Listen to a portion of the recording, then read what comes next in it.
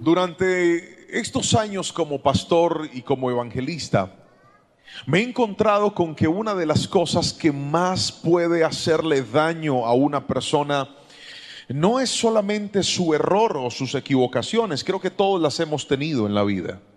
Creo que si algo hace aún más daño que un error es la culpa. Ese señalamiento interno, esa presión que tú ejerces contra ti mismo cuando te equivocaste. Y cuando sientes que por ese error que cometiste recientemente o en tu juventud o en tu ministerio, te está acusando al punto de hacerte creer que ya no hay nada que hacer, que por haber fallado en tu hogar estás condenado a estar solo y a ser infeliz en tu vida marital o en tu vida sentimental, a pensar que por haber perdido tu virginidad cuando eras un jovencito o una jovencita, de la manera que la perdiste, con la persona que la perdiste, ya sencillamente no vales lo mismo que valías antes, cuando estabas consagrado, cuando estabas puro. Que tú, que de repente planeaste tener una familia unida y hermosa y darle un buen padre a tus hijos o darle una buena madre a tus hijos, te topaste con que tu primer hijo llegó resultado de una fornicación, resultado de un error, y ahora estás levantando solo o sola a tu hijo, y a veces te culpas y dices: ¿por qué no fui más sabio? ¿Por qué no fui más prudente? ¿Por qué no esperé? ¿Por qué no hice caso? Y ahí solo en la intimidad te castigas y te golpeas por tus errores.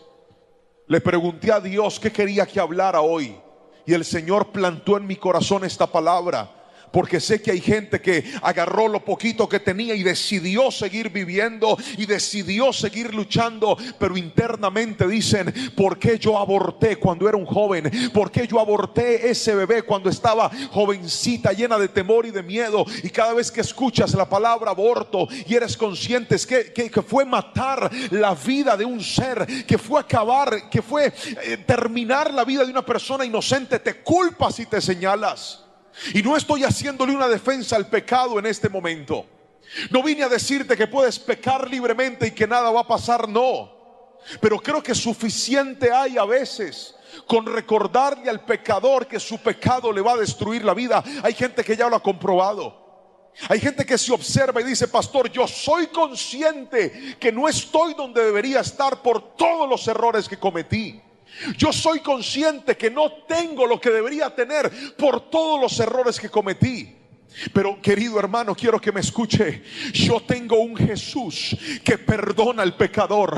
Yo tengo un Dios que cuando ve al que se equivocó, le dice: aunque fallaste, aunque te equivocaste, todavía mis planes no se han acabado contigo. Todavía puedo hacer algo nuevo para ti. Y yo vine hoy a decirte en este altar: este lugar hoy va a ser testigo de la misericordia y del perdón de Dios sobre el pecador. Este altar hoy va a ser testigo de aquellos que, aunque fallaron, quiero decirte: todavía tienes esperanza. Si alguien lo cree, levante la mano y gríteme un fuerte amén, por favor.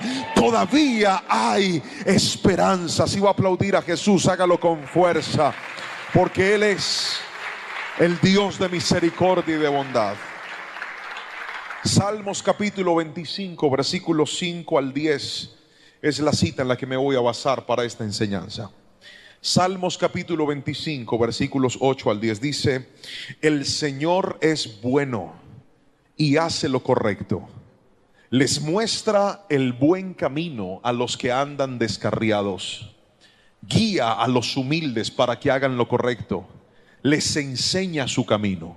El Señor guía con fidelidad y amor inagotable a todos los que obedecen su pacto y sus exigencias. Puede leer conmigo nuevamente la palabra del Señor. Quiero que lo lea fuerte. Ahí está en las pantallas. 1, 2, 3. El Señor es bueno y hace lo correcto. Les muestra el buen camino a los que andan como descarriados. Guía a los humildes para que hagan lo correcto. Les enseña su camino.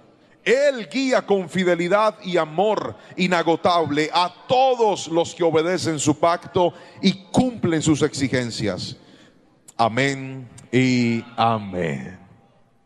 Y quiero que en este momento usted me pueda ayudar pensando en lo que siente una persona que ha fallado, en lo que siente una persona que se ha equivocado. Qué difícil es romper la confianza de las personas que amamos. Qué difícil es defraudar a la gente que nosotros queremos. Qué difícil es cuando vemos el dolor que le causamos a un hijo, a un padre, a un pastor, a nuestro esposo o a nuestra esposa, cada vez que hacemos algo que no debíamos hacer. Y esa culpa puede llevarnos a nosotros a ser conscientes de que en nuestro error perdimos algo que era profundamente valioso. No te imaginas cuántas personas me escriben día tras día en mis redes sociales, en mi correo electrónico. Para mí es imposible responder todos los mensajes que me llegan a diario, a tiempo y aún fuera de tiempo. Hombres diciéndome: pastor, perdí mi hogar. Pastor, dañé a mi esposa. Pastor, se me destapó una olla podrida, se me destapó un pecado, se me destapó una infidelidad. Porque no hay peor error que creer que el pecado oculto nunca saldrá a la luz. La palabra del Señor dice que entre cielo y tierra no hay nada oculto que no haya de ser descubierto. Y esto, en lugar de generarnos miedo, debería generar en nosotros la determinación de soltar el pecado antes de que el pecado nos haga soltar lo que nunca pensamos que íbamos a perder. Y hay tanta gente que me dice: pastor, por favor ayúdeme. Mire, mi esposa no quiere nada conmigo, mi esposo no quiere nada conmigo, me van a echar del trabajo, voy a perder todo lo que tengo. Y sumado a este error, sumado a estos riesgos, aparece el enemigo, que es el acusador por excelencia, que viene a ponerle sentencias a tu historia y sentencias a tu vida, diciéndote: ahí te vas a quedar, no te vas a levantar, nada viene para ti. Escuche bien, todos aquí algún día nos hemos equivocado. Todos aquí en algún momento a alguien le hemos fallado. Si usted dice: no, pastor, yo jamás, avise para traer concreto y fundirle un monumento allá afuera. Pero de resto, todos aquí hemos fallado alguna vez.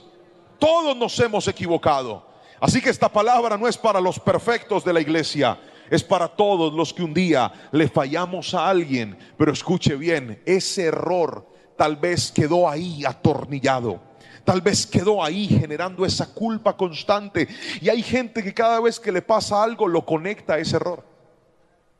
De repente hay algo que no se les da y lo primero que dicen es: yo sé por qué no se me dio, porque yo en el pasado hice esto y aquello, así que nunca podré volverme a levantar. Pero le voy a mostrar hoy por la palabra 4 cosas que encontré que le pueden dar esperanza a aquellos que han sentido que no hay esperanza. ¿Está listo para recibir la palabra del Señor? Por favor, levánteme la mano derecha y dígame un fuerte amén si lo cree. Lo primero que le quiero mostrar es que aunque fallaste, tienes esperanza. En primera instancia, colócame el primer punto: si te encuentras con Dios. Otra vez, ¿sí qué? Más fuerte: si te encuentras con Dios. Versículo 8 dice: el Señor es bueno y hace lo correcto, les muestra el buen camino a los que andan descarriados. ¿Qué es estar descarriado? Estar descarriado es estar transitando por un camino que no debo caminar. Estar descarriado es, en lugar de andar derecho, andar chueco o andar torcido. Aquel que anda torcido genera un desgaste en la vida. Los carros tienen que atravesar un proceso, se les hace periódicamente, que se llama alineación y balanceo. ¿Para qué hacen el proceso de alineación y de balanceo? Cuando un carro está alineado y tú vas en una carretera y sueltas el timón, ¿qué pasa con el carro? Si el carro está alineado, ¿qué pasa con el carro? Va derecho. Pero cuando un carro está desalineado, ¿qué pasa? Si usted suelta el timón, el carro se puede ir y se puede estrellar, te puedes matar. Pero el problema de que algo no esté alineado no es solamente que tuerce su camino, sino que cuando un carro no está alineado, sus llantas se empiezan a desgastar, se empiezan a gastar por un solo lado, y aumentas el riesgo de que sin darte cuenta ese carro se estalle, esa llanta o ese caucho, como dicen ustedes en Venezuela, se explote y quede sin servir. Porque lo que no está derecho no solamente te tuerce, sino que también te desgasta. Por eso una persona que está manejando un negocio torcido, a la hora que lo suelte le sale a la luz y se le arma un problema. ¿Ha visto esa gente que dice, no, yo no quiero salir a vacaciones? ¿Por qué? Porque a la hora que salga a vacaciones y le revisen el computador, se va a dar cuenta que una vez lo soltó, se le dañó todo. Ahora, cuando una persona está haciendo las cosas de manera correcta y le dicen, vacaciones, váyanse y dejen esos computadores listos, el que tiene todo correcto, ¿qué hace? Se va feliz. Aleluya, se fue y dejó ese computador tirado y encuentre lo que sea porque todo está derecho. Ahora, una persona que se descarría es aquella que empieza a manejar su vida de forma inadecuada. Ahora, ¿qué dice la palabra de Dios? Que Dios es bueno, hace lo correcto y además decide mostrarle el camino al que no está haciendo las cosas de manera correcta. Pero míreme aquí, porque he encontrado en la palabra que hay dos maneras de encontrarse con Dios. La primera forma nos la enseña el hijo pródigo. ¿Cuál fue la forma del hijo pródigo? El hijo pródigo tenía todo en su casa, estaba bien junto a su padre, no le faltaba nada, pero él decidió irse de su casa. Decidió tomar sus propias decisiones. Y creo que aquí muchos de nosotros hemos sufrido los problemas de nuestro error porque un día hicimos cosas que no eran la voluntad de Dios, pero sí fueron nuestra propia voluntad. Levante la mano el que dice, pastor, yo me he metido en unos problemas por hacer mi voluntad por encima de la voluntad de Dios. A ver, levante la mano y gríteme amén. No, yo sé que tienen calor, pero levante la mano y griten amén. Eso, háganse así, digan amén. Y una vez se vente. Muy bien. Ahora escuche esto. El hijo pródigo tomó la decisión, se fue de la casa de su padre y le fue mal. Pero ¿qué hizo su padre? ¿Qué hizo el padre del hijo pródigo? Diga conmigo, nada. Él tuvo que irse. Él tuvo que estrellarse contra el mundo. Él tuvo que sufrir las consecuencias. ¿Y qué hizo su padre? Nada, su padre se quedó esperándolo. Y fue este muchacho el que una vez entró en sí, recapacitó y dijo, a mí ¿qué me está pasando? ¿Yo por qué me fui de la casa de mi padre? ¿Yo por qué cometí este error?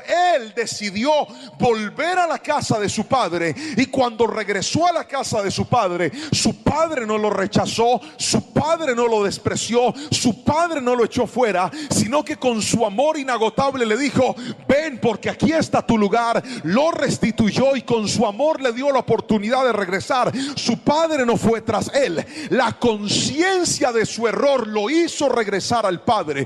Pero he visto que muchas personas en medio de la conciencia de su error no deciden buscar a Dios porque dicen, es que le he fallado tanto que yo creo que Dios a mí no me va a perdonar. Me he equivocado tanto que yo creo que Dios a mí no me va a dar una oportunidad. Pero vengo en esta mañana a decirte, querida iglesia, si decides volver al altar, si decides volver a los brazos del Padre, la palabra del Señor dice, el que a mí viene, yo no lo echo fuera. En él vas a encontrar amor, perdón y misericordia. Porque hay algo que tú no entiendes, pero la Biblia lo dice, Dios te ama a pesar de tus errores. Dígame amén si lo cree. Pero hay otro escenario y es la oveja perdida. Y en el caso de la oveja perdida, el pastor no se quedó esperando que la oveja regresara, sino que el pastor fue a buscarla. Si usted hoy se ha encontrado con Dios, si usted le ha fallado alguna vez a Dios, es probable que usted haya tenido que vivir uno de los dos escenarios. El primero, que la iglesia siempre estuvo abierta para ti, que la casa de Dios siempre tuvo un lugar para ti, que en la mesa del Padre siempre hubo una silla para cuando tú decidieras regresar. Pero hay otros que el mismo Dios los tuvo que ir a buscar y los ha encontrado. Esta semana fui a una farmacia en mi ciudad. Necesitaba comprar algo. Y cuando entré a la farmacia, llegué hasta el mostrador donde estaba el vendedor y le dije, buenas tardes, ¿me vende por favor un chapstick medicado? Eso es una crema que un ungüento que uno se aplica en los labios, porque desde mi primera vez que viajé a México, fui a un desierto allá en Chihuahua a predicar, un lugar precioso, pero estaba tan lejos que ni el internet sabía dónde quedaba eso, imagínense, estaba por allá. Y en la mañana hacía un calor sofocante. Esto que ustedes están viviendo aquí no es nada. Allá fue peor. Pero a las 4 de la tarde bajaba una brisa muy fría y el frío era horrible, todo en el mismo día. Y después de ese viaje, a mí se me empezaron a cuartear los labios. Hágase de cuenta que usted tomara como una cuchilla y cortara el labio en pedazos, así. Y yo quedé con eso después de ese viaje. Así que cada cierto tiempo a mí se me irritan los labios y solamente hay un medicamento que me ayuda a estar bien, y es ese chapstick medicado. Entonces yo lo fui a comprar. Llegué a la farmacia y dije: buenas, ¿podría venderme por favor un chapstick medicado? El vendedor se queda así, me mire, hace esto. Yo me quedé mirándolo y le sonreí y dije: ¿me puede vender un chapstick medicado? Él quedó congelado, hace así. Fue un minuto incómodo. Y me dice: no lo puedo creer, ¿usted es el pastor Lerman? Yo le dije: sí. ¿Nos podemos tomar una foto? Yo le dije: sí, pero me vende un chapstick medicado. Nos tomamos la foto y el muchacho me dijo: para mí es increíble verlo aquí, pastor. Yo he tenido problemas en mi vida con mi familia. Me empezó a contar de luchas internas y me dijo: pero ¿sabe algo? Un día yo estaba en internet, pastor, y de repente me apareció una prédica suya, y desde ese día todos los días veo una predicación y siento que mi vida ahora está mejor con Dios. Míreme, ese muchacho no fue a buscar a Dios, Dios lo encontró a él. Y hay gente aquí que sabe de lo que le estoy hablando. Hay gente aquí que sabe de lo que le estoy diciendo. En el trabajo alguien le habló de Cristo, en la calle alguien le habló de Cristo, en las redes sociales te están hablando de Cristo, y tú dices: aunque yo le he fallado, me salen mensajes. ¿Sabes qué es eso? Que Dios está como a la oveja perdida, que tú no has querido volver, pero Él decidió buscarte, decidió encontrarte. ¿Y sabes por qué? Porque aunque tú sientas que para ti no hay esperanza, Dios te ama y tiene un plan mejor y mayor contigo. Gríteme amén si lo crees, por favor. Él te va a encontrar y te va a sanar en el nombre de Jesús. Gríteme amén. El que encuentra a Cristo encuentra la esperanza. Yo no sé de qué manera Él llegó a su vida, si usted vino o Él lo atrapó, pero de algo puede estar seguro: la solución de sus problemas se llama Jesucristo. La esperanza de tu vida se llama Jesucristo. Dígame amén si lo cree, por favor. Pastor, ¿y cómo puedo encontrar esperanza ahora que llegué al Señor? No sé si ha notado que desde que usted se ha pegado de Dios, tal vez materialmente hay cosas que no han cambiado. Usted sigue teniendo necesidades, sigue viendo que ese esposo no cambia, o sigue viendo que esa esposa no cambia, o sigue viendo que esa salud todavía está difícil, o sigue viendo que esa economía todavía está golpeada. Pero quiero que escuches esto: cuando tú llegas a Cristo tendrás que aprender que tu esperanza no se basa en que regrese materialmente lo que perdiste. Tu esperanza se basa en que Dios empiece a sanarte primero a ti, porque la esperanza no es que vuelva lo que perdiste, sino que tú te transformes en lo que Dios diseñó que tú fueras. Por eso al principio, cuando Dios va a obrar, lo primero que hace es cambiar tu manera de pensar, tu manera de vivir, tu manera de comportarte. Tu fe la va a llevar a otro nivel. Dios, antes de hacer las cosas grandes afuera, hace cosas enormes adentro de nosotros. Te va a llenar de paz, te va a devolver la esperanza, te va a devolver el gozo de la salvación, te va a devolver el gozo de vivir. Tú que decías: yo me tendré que ir de este país donde nadie me conozca, y Dios dice: no, yo te bendigo, no donde tú quieras, sino donde yo te establecí. Y hay gente aquí que lo ha comprobado. Tu bendición no depende de la tierra en la que estás parado. Tu bendición depende de que Cristo esté a tu lado. Por lo tanto, lejos o cerca, si haces la voluntad de Dios, Él te va a levantar. Gríteme amén si lo cree, por favor, y alabe a Jesús en esta tarde. Cuando lo encuentras a Él, Él te devuelve el valor, Él te devuelve el propósito, y Él te va a reconstruir la vida de adentro hacia afuera. Así que no se afane. ¿Cuándo vas a trabajar en esto? No se afane. usted siga obedeciéndolo y dígale: Señor, estoy en el lugar correcto, que es tu presencia. El resto lo hará Él en su tiempo y en su momento. Pero hay otra cosa que necesitamos para poder entender que aunque fallamos tendremos esperanza. Lo primero es: si te encuentras con Dios. Ahora vamos con lo segundo. Ahí está, póngamelo en la pantalla. Segundo, si eres humilde. Fuerte, 1, 2, 3. Si eres, ¿qué? Necesito más fuerza. Si eres humilde. Vamos a la Biblia, versículo siguiente, por favor. Colóquemelo en la pantalla, por favor. Vamos a leer lo que dice la palabra. Versículo número 9. Guía a los humildes para que hagan lo correcto. Les enseña su camino. ¿Qué hace Dios con los humildes? ¿Qué hace Dios con los humildes? Diga conmigo: Dios los guía, les enseña su camino. ¿Por qué es tan importante entender que luego de un error y de una equivocación solo tendrá esperanza el que sea humilde? Míreme a los ojos y respóndame esta pregunta. ¿Alguna vez usted se ha topado con alguien que le ofendió, que le falló, que se equivocó con usted, y en lugar de tomar una actitud humilde, ha tomado una actitud soberbia?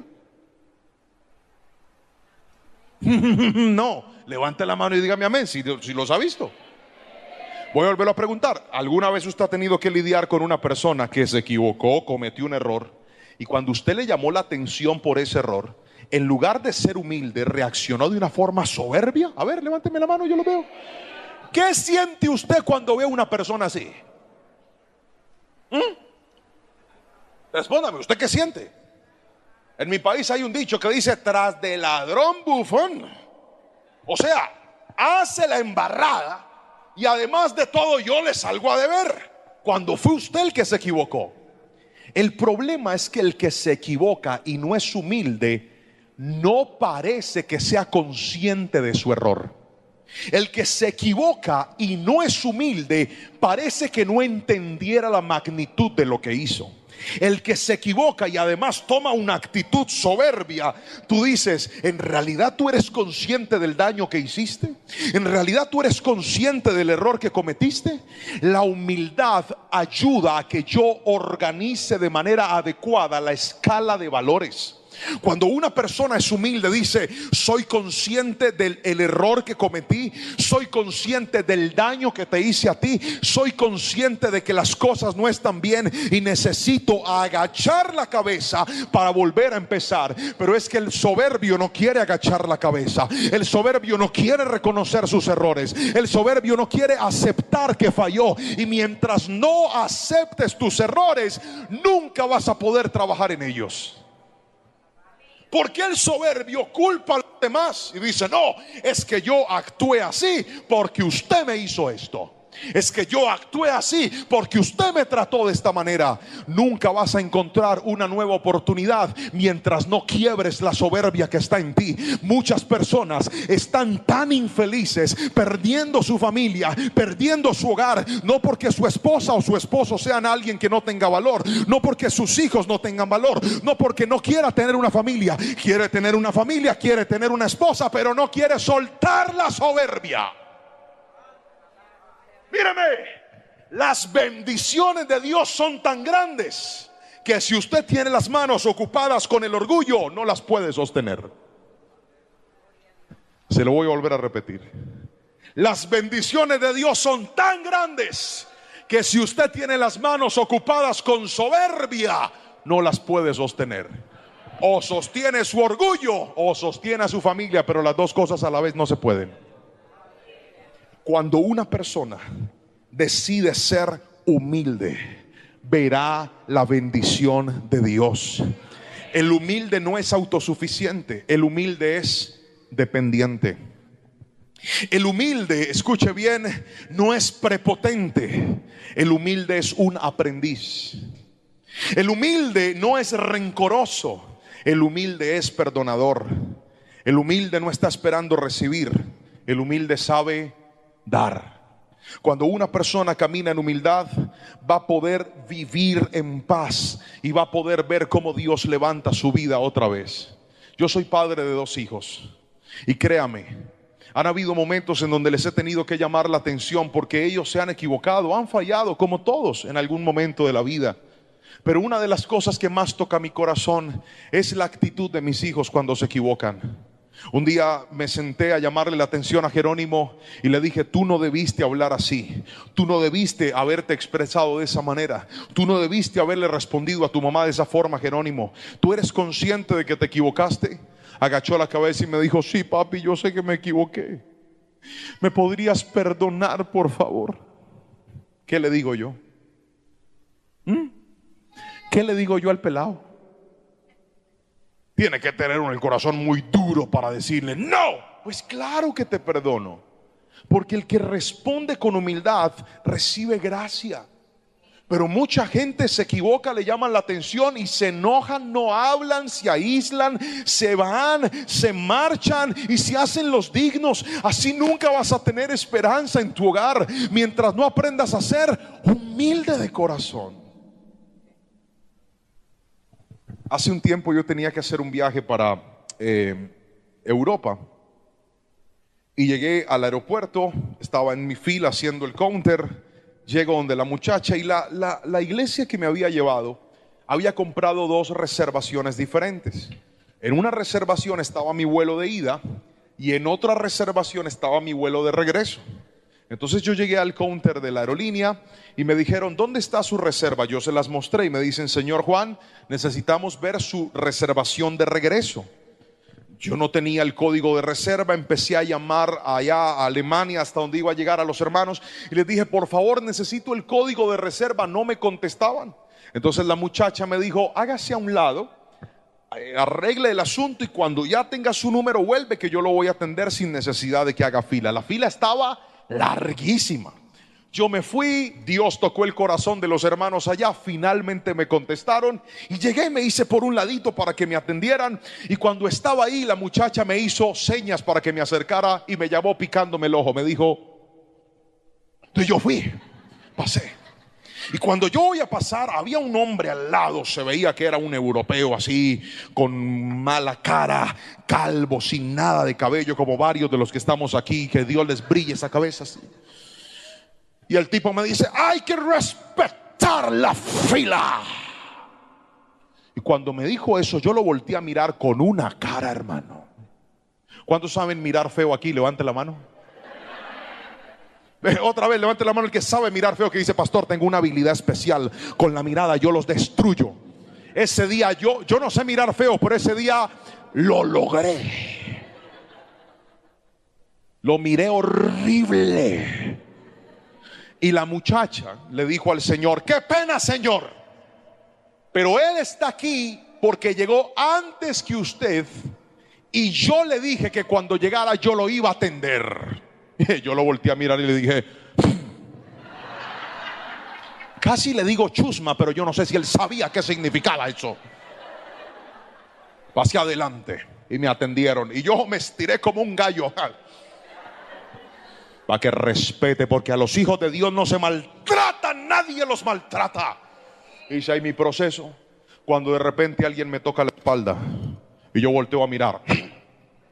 Era el mismo señor, este pelón, el calvito, y me dice, caballero, por favor, perdóneme.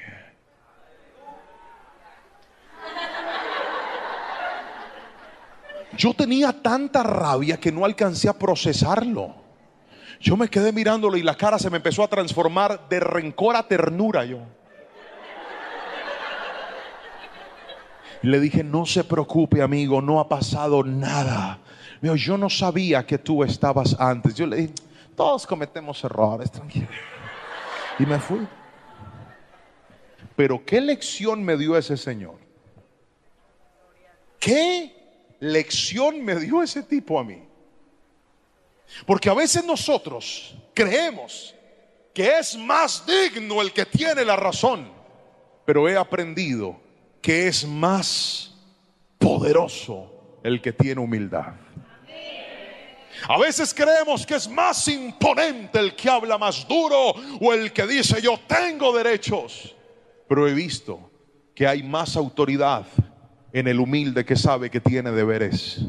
Y una persona que tiene deberes es el que sabe que si se equivocó, no puede andar de soberbio en la vida maltratando a todo el mundo. Si se equivocó, tiene que aprender a agachar la cabeza, reconocer sus errores y pedir perdón. Usted quiere recuperar su familia, sea humilde. Usted quiere recuperar su ministerio, sea humilde. Usted quiere llegar lejos en la vida y ser sabio, sea humilde. Hay gente que sabe más que usted y hay otros que no saben tanto como usted, pero Dios lo va a usar para enseñarle a usted. Así que sea humilde. La Biblia dice, póngame el versículo, hijo, por favor.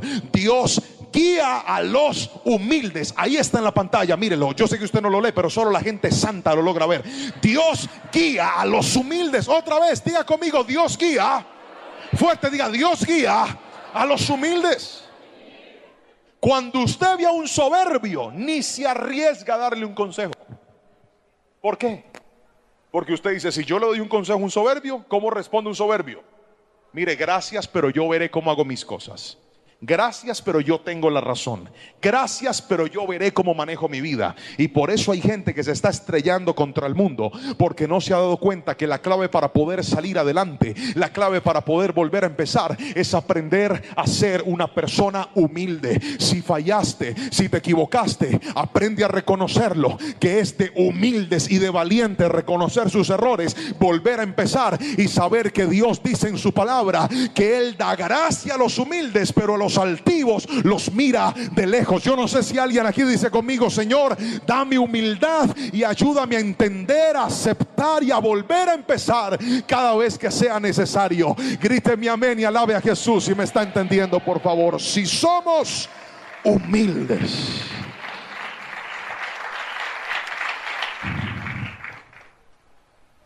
Cuando yo estaba en la iglesia, a mis 14 años, era el baterista de la iglesia.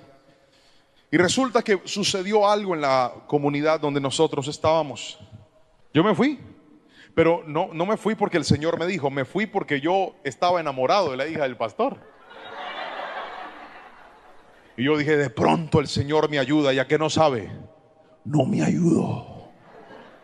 La muchacha no me dio ni la hora. Yo me fui para esa iglesia. Eso nunca logró consumarse. Repito, lo que no se edifica en los parámetros de Dios es muy difícil que prospere. Es muy difícil. Entonces yo regresé a la iglesia. Y cuando regresé a la iglesia, el concilio había enviado un nuevo pastor, que era mi pastor, un hombre joven. Y él vino y se sentó conmigo y me dijo, a ver, ¿usted qué sabe hacer? Y yo le dije así, todo presumido, le dije, yo soy baterista, pianista, bajista, guitarrista, pero mi instrumento es la batería. Y me dijo el pastor, ah, qué bueno, mijo, pero yo baterista ya tengo. Y el tipo no tocaba tan bien como tocaba yo. Y pianista también ya tengo. Y bajista también. Lo que no tengo es guitarra. Así que si usted decide volver, pues va a tener que hacer un proceso, porque aquí no va a tocar todavía. Entonces se va a meter con Dios, va a entrar a las escuelas, va a hacer su proceso desde el principio, como cualquier persona nueva, desde abajo va a empezar. Y cuando pase un buen tiempo, si Dios lo permite y tú estás bien, entrarás a tocar la guitarra, porque eso es lo que no tengo. Pregúnteme si yo quería tocar la guitarra. Pregúnteme si yo quería tocar la guitarra. No, yo me puse de presumido a hablar de guitarra, pero yo quería era la batería. Yo no quería la guitarra, yo de bocón me puse guitarra. Tuve que empezar el proceso desde abajo como si yo no supiera nada de la Biblia. Desde el principio ahí, ¿qué es la salvación? A ver, ¿qué es la salvación? ¿Y qué es el bautismo? Y todo desde abajo. Pero ¿sabe qué hacen esos procesos en nosotros? Probar nuestros niveles de humildad. Porque si usted cuando va a reiniciar la vida no es capaz de empezar desde el principio, eso demuestra que usted no es humilde. Porque yo no entré a esas escuelas a aprender algo que yo ya sabía. Yo entré a esas escuelas a desarrollar algo que yo no tenía y se llamaba carácter. Y empecé desde el principio. Y cuando terminé el proceso, casi un año después, me dicen, bueno, mijo, aquí está la guitarra. Me pasan una guitarra más vieja que la mente y los resabios del diablo. Fea, con esas cuerdas oxidadas que nunca las habían limpiado. ¿Me entiendes tú? oxidadas. ¿Qué hacen las cuerdas oxidadas? Le ensucian los dedos, le cortan los dedos. Es horrible y me pasan esa guitarra. Tome, mi hijo, no hay más. Y yo en el primer culto ahí emocionado tocando a guitarra desbaratada. Y ahí me tocó empezar. Pero ¿sabes algo?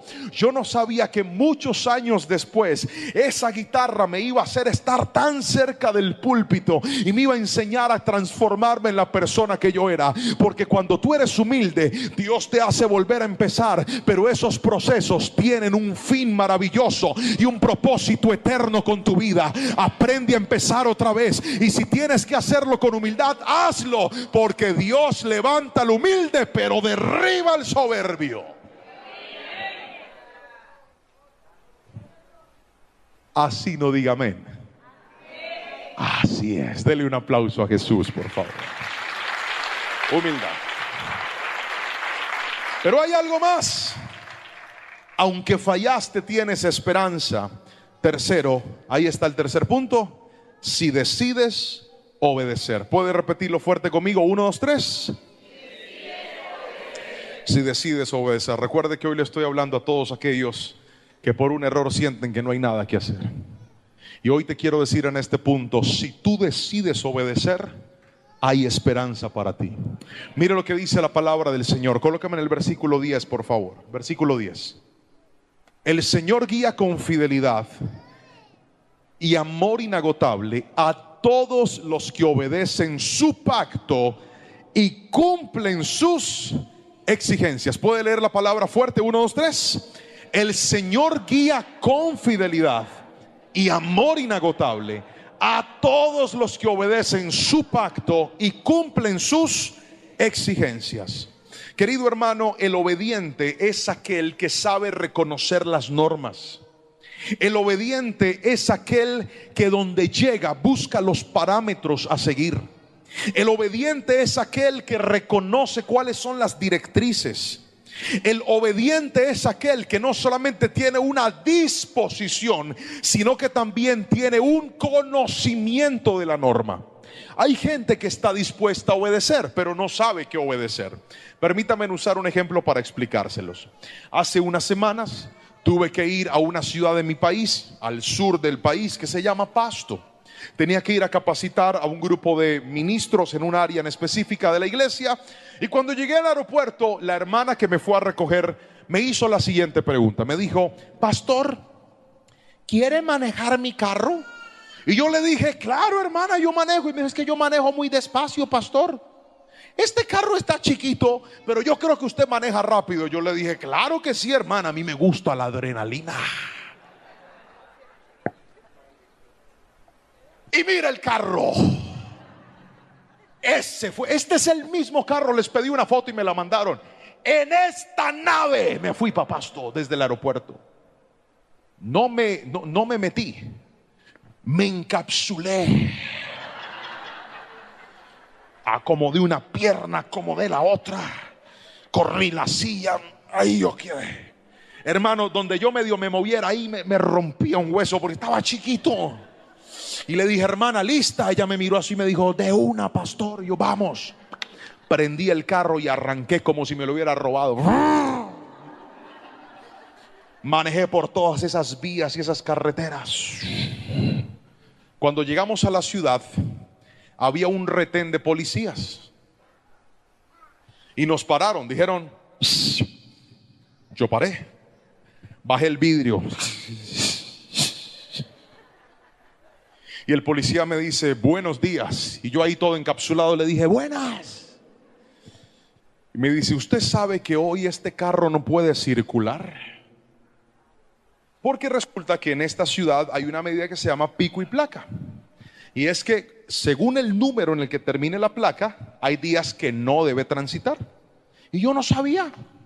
Y me dijo: este carro no puede transitar. Y yo le dije: señor agente, yo no sabía. Vengo de otra ciudad. Y la dama me dijo que si yo quería manejar. Y yo le dije que sí, pero yo no sabía. Y me dice: pues no importa. Esto da inmovilización de este vehículo. Y esa hermana empezó: hay poder en la sangre de Cristo, Señor, perdónanos. Pastor, qué vergüenza con usted. Yo le dije: hermana, tranquila, yo no sabía. El guarda se fue y luego llegó otro policía. Cuando llegó el policía me dijo: ¿usted sí sabía que este carro no puede moverse? Yo le dije: Señor, yo no sabía. Si yo hubiera sabido, jamás lo hubiera manejado. Porque yo sé obedecer, pero yo no sabía, yo no vivo en esta ciudad. Y me dice: ¿y usted a qué se dedica? Yo le dije: yo soy pastor. Espérese a ver qué dice mi capitán. Se fue y llegó otro más bravo todavía. Se para ahí en la ventana y dice: Señor. Yo dije: Señor, usted sabe que no debe andar en este carro y que eso da inmovilidad y además le va a poner una multa. Y yo le dije: usted tiene toda la razón, Señor, pero yo no sabía. Ella me dijo que si yo quería manejar y yo manejé, pero yo no vivo en esta ciudad. ¿Usted a qué se dedica? Le dije: yo soy pastor cristiano, pero usted a mí me puede perdonar. Se quedó mirándome así y se fue. Luego vino el primero y me dijo: el comparendo se lo voy a poner a su nombre. O sea, peor todavía. Casi que no me meto a ese carro y ahora me iban a quitar dinero. Y me dice: pero ¿sabe algo, pastor? Lo vamos a perdonar. Váyase y guarde ese carro ya. Hermano, yo arranqué en ese carro. Casi que lo boto por allá en un parqueadero. Lo dejé por allá tirado.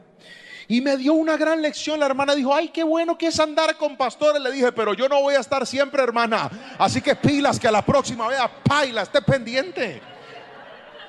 Ahora se salvó por la unción, pero la unción no la va a salvar siempre.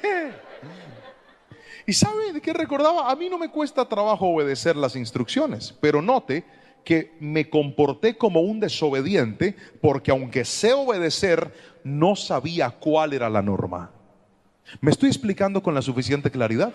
Hay gente que tiene una determinación hacia la obediencia, pero la Biblia no solamente te dice que tienes que determinarte a la obediencia. Póngame el versículo otra vez, por favor.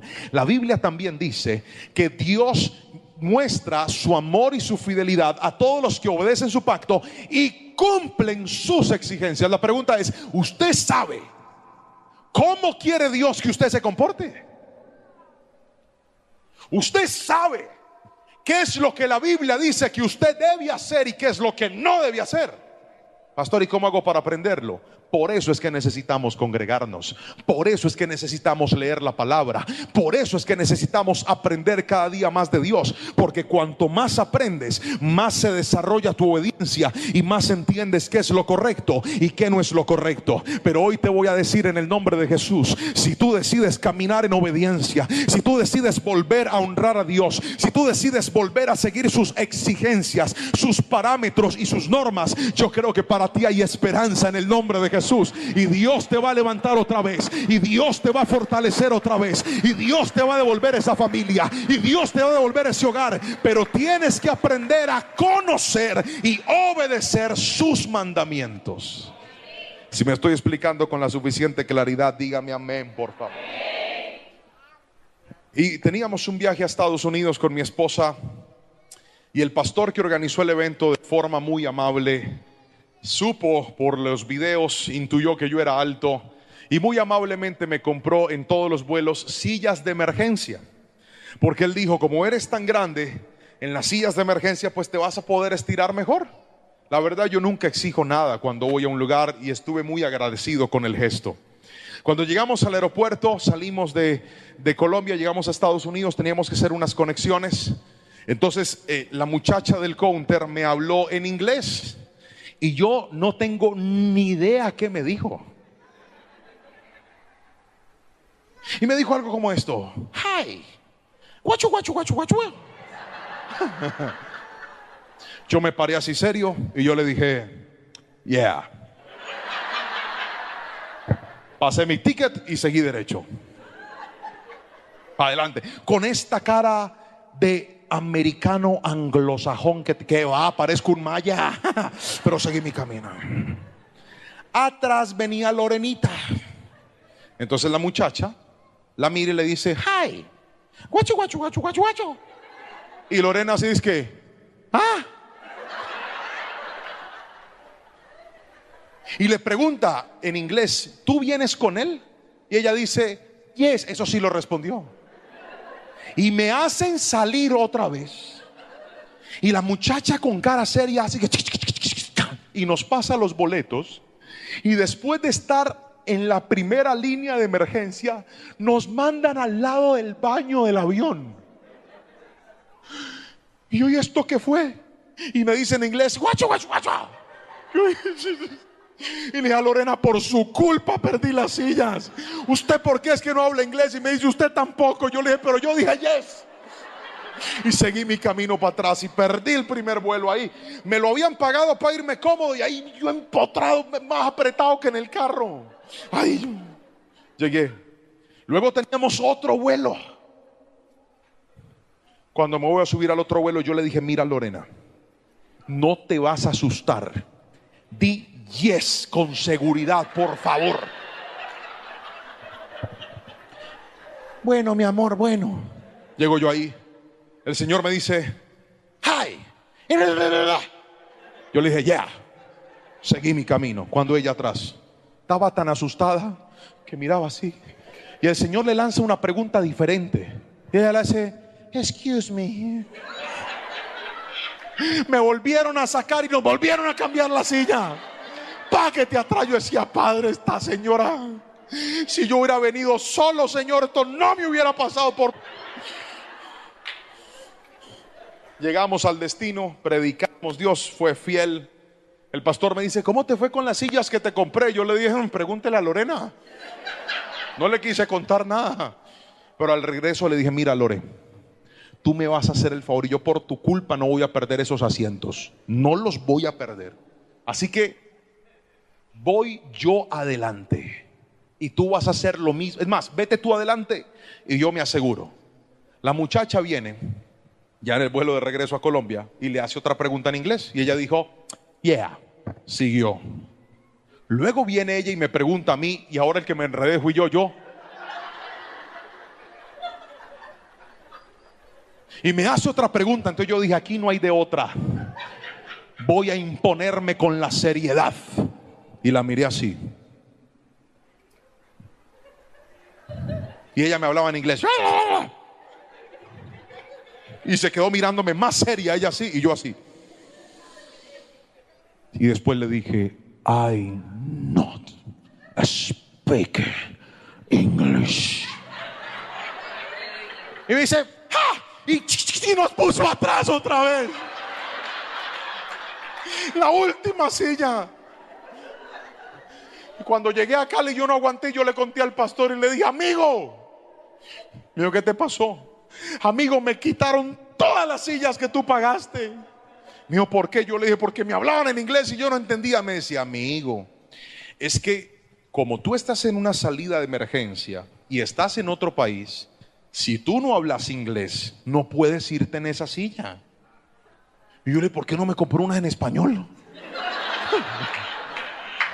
Yo estaba enojado con Lorenita, pero el problema no era ella, el problema era que había una norma que como yo no la conocía, tampoco la podía obedecer. Míreme, hay privilegios que Dios tiene reservados para usted, pero como usted no conoce las normas de Dios, no los puede disfrutar.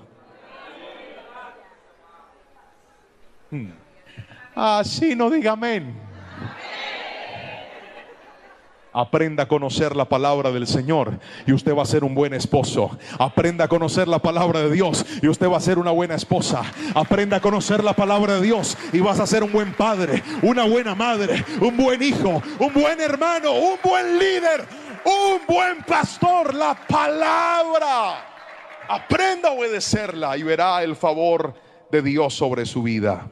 Y por último, cuarto, hay esperanza para el que falló. ¿Le parece bien si hacemos un resumen hasta aquí? Le estoy hablando de que todo el que se ha equivocado tiene esperanza en Dios. ¿Cuántos dicen amén? Que el que ha cometido errores puede volverse a levantar en el nombre de Jesús. ¿Cuántos dicen amén? Pero para que eso suceda, usted tiene que caminar en 4 principios. El primer principio es encontrarse con Dios. En este punto le dije que para encontrarnos con Dios pueden pasar 2 cosas. La primera, que usted tome la decisión de volver a Él. O la segunda, que Dios lo busque hasta que lo atrape y lo encuentre, como lo ha hecho con muchos de ustedes. Los arrinconó, ni siquiera iban a venir al Congreso y vino alguien y les pagó la entrada. Aquí están sentados. O sencillamente por razones que ni entienden les apareció esta predicación y dicen: yo no estaba buscando esto, pastor, yo iba a escuchar al Charrito Negro, a Maná, los Aterciopelados, ¿cómo se llaman los de aquí? Al grupo, a ver, un grupo aquí de Venezuela, musical, que no sea cristiano. Los Dabajuros, ¿qué más? Otro, los Cocos de Dabajuro. ¿Cómo más? ¿Cómo llaman esos cosas que me comí yo ayer? Esos deditos de queso. Los tequeños dabajureños. Yo no sé, pastor, yo me metí a escuchar música y ¡pum! Me salió esta prédica. Y no es otra cosa distinta que Dios te está buscando y te atrapó por fin para cambiarte la vida. Alguien dígame amén. Lo segundo es que usted se puede levantar si decide ser una persona humilde. Otra vez, si decide ser una persona ¿qué? O sea, con esa soberbia no vas a ver nada nuevo. Humilde. Lo tercero que le acabo de enseñar es que hay esperanza para todo aquel que decide obedecer. Y para obedecer tenemos que caminar en dos cosas: tener la actitud obediente, pero también el conocimiento de las normas de Dios. ¿Me he explicado hasta ahí con la suficiente claridad? ¿Tiene sentido lo que te estoy diciendo? Muy bien, ahora vamos con lo cuarto y último. Por último, si vuelves a la integridad, hay esperanza para ti si vuelves a la integridad. El versículo 21 del mismo Salmo, Salmo capítulo 25, dice algo muy, muy interesante. Vamos a leer. Que la integridad y la honestidad me protejan, porque en ti pongo mi esperanza. Usted sería tan amable, puede leer este versículo bien fuerte a la cuenta de 3, 1, 2, 3.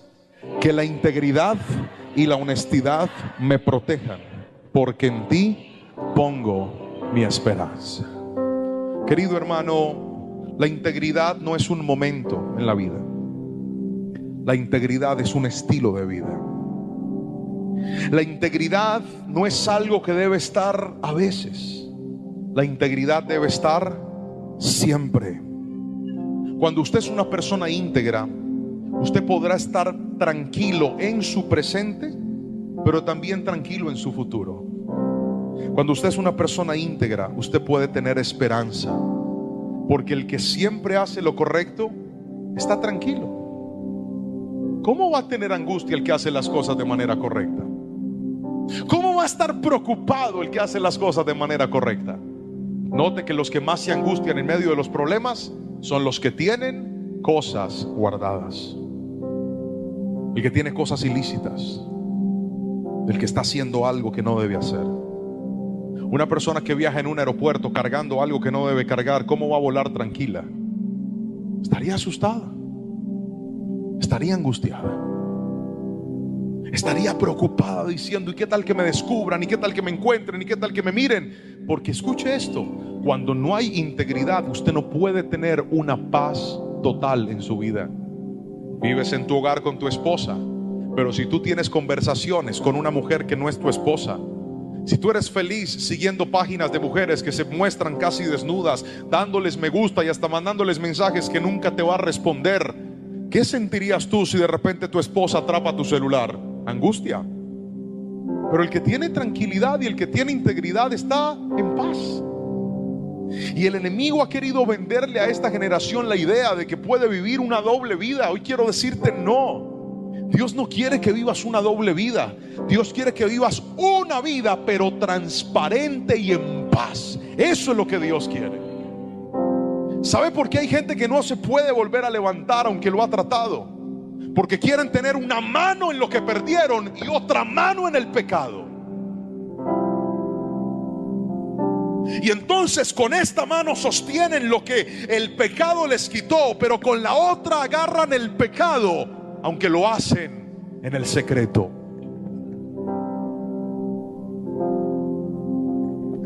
Usted puede engañar a todo el mundo, pero nunca podrá engañar a Dios ni se podrá engañar a usted mismo. Todo pecado oculto le da autoridad al diablo de destruirte. Todo pecado oculto le da autoridad al enemigo de arrebatarte lo que tienes. Usted no se imagina cuántas personas yo he visto que les han dado una nueva oportunidad. ¿Y sabe por qué la pierden? Porque nunca soltaron el pecado que les arrebataba la integridad. Querido hermano, yo no vine hoy a hablarte de tus pecados del pasado. Yo no vine hoy a hablarte de tus errores del ayer. Yo vine a decirte que Dios te quiere dar una nueva vida, pero esa nueva vida no debe incluir lo que antes te destruyó. Bíblicamente, cuando una persona es libre de una atadura, de un pecado, de una conducta, de un comportamiento, y el Señor rompe esas cadenas, ¿sabe qué hace el enemigo? ¿Usted ha leído lo que pasa cuando Jesús habló del espíritu inmundo que sale? ¿Sabe qué pasa con el espíritu inmundo que un día te ató y que salió por la libertad de Cristo? ¿Sabe qué dijo Jesús? Que ese espíritu va a regresar con 7 peores.